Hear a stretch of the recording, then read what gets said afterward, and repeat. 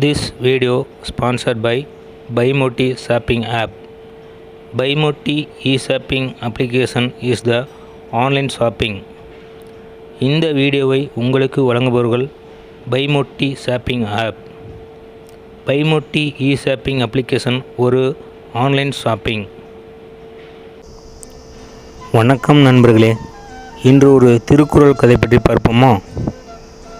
ஒரு ஊரில் ஒரு அரசன் ராஜவர்மன் இருந்தார். அவருடைய பையனுக்கு முடி சூட்டலாம் அப்படின்னு சொல்லிட்டு முடி சூட்டத்துக்கு முன்னாடி அந்த உலக நடப்பெல்லாம் நம்ம பையன் தெரிஞ்சுக்கணும். அதனால் நம்ம நாட்டில் இருக்கிற சுற்றி இருக்கிற நாடுகளுக்கெல்லாம் ஒரு சுற்றுப்பயணம் மாதிரி அனுப்பி அந்த அங்குள்ள நிலவரம்லாம் எப்படின்னு தெரிஞ்சு அரசியல் நிலவரம்லாம் கற்றுக்கிட்டோம் அப்படின்னு அமைச்சர்கிட்ட சொல்லி ஏற்பாடு செய்ய சொல்கிறாரு. இளவரசர் சுற்றுப்பயணம் பெற்றுவிட்டோம் அப்படின்னு. அமைச்சரும் அதற்கு என்ன அப்படின்னு சொல்லி ஏற்பாடு பண்ணிடுறாரு. உடனே இந்த அண்டை நாட்டு அரசர்கள்லாம் ஒரு ராஜா, அதாவது அண்டை நாட்டில் இருக்கிறவங்க ஒரு சிற்றரசர்கள், இவர் ஒரு மிகப்பெரிய ராஜாவுடைய பையன் வராதுங்க நினச்சி ரொம்ப எங்களுக்கு சந்தோஷம் தான் அப்படின்னு அமைச்சருக்கு ஒரு இது பண்ணுறாங்க, பதில் மனு அனுப்புகிறாங்க. சரி, உடனே அப்படின்னா எல்லாருக்கும் தகவல் கொடுத்துட்டிங்கன்னா உடனே நாளைக்கு நம்மளுடைய இளவரசரை சுற்றுப்பயணத்துக்கு அனுப்பிடலாம் அப்படின்னு அமைச்சர்கிட்ட சொல்கிறாரு. சரின்ட்டு அதுக்கு உண்டான வேலையெல்லாம் பண்ணுறாங்க. இளவரசரும் ஒவ்வொரு நாட்டிலையும் போய் ஒவ்வொரு வாரம் தங்கி அங்கே இருக்கிற நிலவரம், மக்கள்லாம் எப்படி இருக்கிறாங்க, அங்கே இருக்கிற அரசர்கள் எப்படி நாட்டை ஆள்றாங்க அப்படிங்கிற விஷயத்தெல்லாம் தெரிஞ்சுக்கிட்டு வர்றாரு. ராஜவர்மனை சந்திக்கிறதுக்கு அவைக்கு வர்றாரு. அப்போ அவையில் கூடவே அமைச்சர் இருக்கிறாரு. இளவரசரை பார்த்து ராஜா கேட்குறாரு, சுற்றுப்பயணம்லாம் நன்றாக இருந்ததா அப்படின்னு கேட்கும்போது, ரொம்ப நன்றாக இருந்தது அப்படின்னு இளவரசர் பதில் சொல்கிறாரு. நம்ம சுற்றுப்பயணம் மேற்கொண்ட அந்த 6 நாடுகளும் நம்மளை விட சிறிய நாடுங்கிறதுனால நான் அங்கே போனதை அவங்க ரொம்ப பெருமையாக கருதுனாங்க. அவங்களுக்கு ஒரு கௌரவமாக நினைக்கிறாங்க நாங்கள் சென்றதை அப்படின்னு சொல்கிறாப்படி. சரி, நான் சொன்னபடி அங்கே போய் எல்லாம் செஞ்சியா அப்படின்னு ராஜா கேட்குறாரு. ஒரு நாள் அரண்மனையில் தங்கி அங்கே என்ன நடக்குது, அந்த அவையில் என்ன நடக்குது, ராஜா எப்படி எல்லாத்தையும் நடந்துக்கிறாரு அப்படிங்கிறத கவனிச்சுட்டு அப்புறம் மீதி இருக்கிற 4 நாளில் நாட்டோட பல பகுதிகளுக்கும் சென்று மக்கள்கிட்ட நானே இயல்பான உரையாடினேன் அப்படின்னு சொல்கிறாப்படி. சரி, 6 நாடுகள்லேயும் மன்னர்களை சந்திப்பது எளிதாக இருந்ததா அப்படின்னு கேட்குறாரு. 2 நாடுகளில் மட்டும்தான் அப்படி எளிதாக இருந்தது. மற்ற 4 நாடுகளில் மன்னரை மக்கள் சந்திப்பு அவ்வளோ எளிதானது இல்லை அப்படின்னு பதில் சொல்கிறாப்படி. சரி, எல்லா நாட்டு மன்னர்களும் இனிமையாக நடந்து கொண்டார்களா மற்றவர்களிடம் அப்படின்னு ராஜா கேள்வி கேட்குறாரு. இல்லை, ஒரு மன்னர் மட்டும்தான் எல்லாரிடமும் இனிமையாக பழகினார். மற்ற 5 மன்னர்களும் அமைச்சர்களிடமும் மற்றவர்களிடமும் அடிக்கடி கோபமாக பேசினாங்க அப்படின்னு இளவரசர் பதில் சொல்கிறாரு. சரி, இப்போ நீ சொன்ன இந்த 2 விஷயங்கள்லாம் நீ என்ன உணர்ற அப்படின்னு கேள்வி கேட்குறாரு.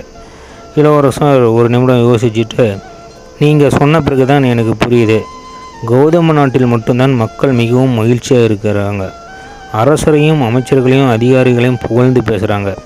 கௌதம நாட்டு மன்னர் மக்களை எளிதாக சந்திக்க முடிகிறதுனால அந்த நாட்டு மக்கள் அவங்களுடைய குறைகளை எளிதாக மேலிடத்துக்கு தெரிவித்து அந்த குறைகள் இல்லாமல் களையப்பட்டு அவங்க சந்தோஷமாக மகிழ்ச்சியாக இருக்கிறாங்க.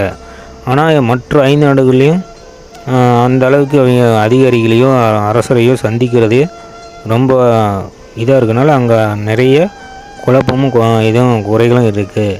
மக்கள் இதனால் சந்தோஷமாக இல்லை, மகிழ்ச்சியாக இல்லை அப்படின்னு இளவரசர் சொல்கிறாரு. இப்போ ராஜா இளவரசர் பதிக்கிறார். இப்போ இதுலேருந்து நீ புரிஞ்சுக்கிட்டியா, ஒரு அரசன் எப்படி நடந்துக்கணும் அப்படின்னு புரிஞ்சுக்கிட்டியா அப்படின்னு கேட்குறாரு. நீங்கள் எதுக்காக சுற்றுப்பயணம் அனுப்பி வச்சிங்கன்னு இப்போ புரியுது தந்தையே. நான் மக்களிடம் எப்படி நடந்துக்கணும், எப்படி நான் ஒரு தலைமை பண்பு வகிக்கணும் அப்படிங்கிறத நான் நன்றாக புரிந்து கொண்டேன் அப்படின்னு இளவரசர் பதில் சொல்கிறாரு. இப்போ அமைச்சர் இதற்காக இளவரசரை நான் இந்த விஷயங்களை தெரிஞ்சுக்கிறதுக்காக ஒரு அரசர் எப்படி இன்னும் இருக்கணும்னு தெரிஞ்சுக்கிறதுக்காக நீங்கள் சுற்றுப்பயணம் அனுப்ப தேவையில்லையே, உங்களை பார்த்து இளவரசனுக்கு கற்றுக்கலாமே, இதற்காக அனுப்புனீங்க அப்படின்னு அமைச்சர் கேட்குறாரு. அதற்கு இல்லை, இளவரசர் இந்த மாதிரி ஒரு 4 இடத்துக்கு மாறுபட்ட இடத்துக்கு போய் பார்க்கும்போது அங்குள்ள இயல்புகளை அதோட விளைவுகளை நேரடியாக பார்க்கும்போது அது சற்று இன்னும் ஆழமாக நல்லா அவருக்கு புரியும் அப்படின்னு ராஜா அமைச்சருக்கு எடுத்து கூறுறாரு. இப்போ இந்த கதையிலிருந்து நம்ம உணர்த்தக்கூடிய அந்த திருக்குறள் என்னென்னா, அரசியல் பொருட்பல்ல அரசியல் அதிகாரம் 39 இறைமாட்சி. இறைமாட்சினா அரசனின் பெருமை அப்படின்னு அர்த்தம். குறள் எண் 386. காட்சி கெளியன் கடுஞ்சொல்லன் அல்லனேல் மீக்கூறும் மன்னன் நிலம். காட்சி கெளியன் கடுஞ்சொல்லன் அல்லனேல் மீக்கூறும் மன்னன் நிலம். பொருள்: மக்களால் எளிதில் காணக்கூடியவனாகவும் கடுமையான சொற்களை பயன்படுத்தாதவனாகவும் இருக்கும் அரசனை உலகம் போற்றும். இது இந்த திருக்குறளில் தான் நம்ம இந்த கதையை புரிஞ்சுக்கிறோம். நன்றி, வணக்கம்.